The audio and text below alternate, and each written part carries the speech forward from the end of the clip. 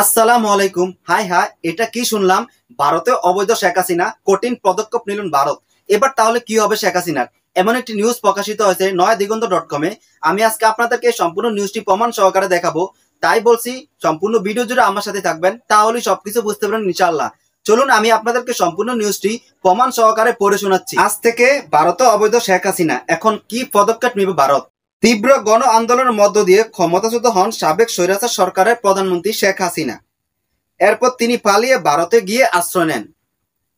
সেখানে তিনি কূটনৈতিক পাসপোর্টের জোরে অবস্থান নিয়েছেন। তবে তার ওই পাসপোর্ট ইতিমধ্যে বাংলাদেশের অন্তর্বর্তীকালীন সরকার বাতিল করেছে। তবুও ভারতের সম্মতিতে তিনি সেখানেই থাকতেন। বাকি ওই কূটনৈতিক পাসপোর্টের বদলে তিনি সর্বোচ্চ ৪৫ দিন বৈধ ভারতে থাকতে পারবেন। এই মেয়াদ গতকাল বৃহস্পতিবার শেষ হয়েছে। এখন প্রশ্ন, ভারত কি পদক্ষেপ নিবে?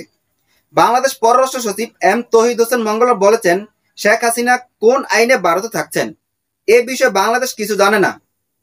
তবে তারা শেখ হাসিনার অবস্থান নিয়ে জোর দিয়ে কিছু জানতেও চাননি। অবশ্য এ নিয়ে ভারতের রাজনৈতিক মহলেরও প্রশ্ন শেষ নেই।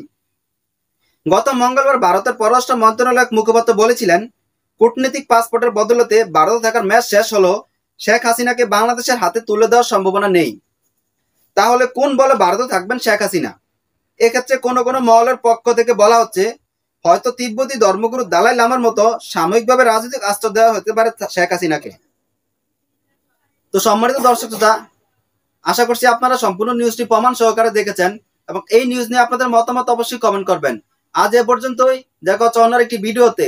সে অনুসারে ভালো থাকবেন, সুস্থ থাকবেন। আল্লাহ হাফেজ।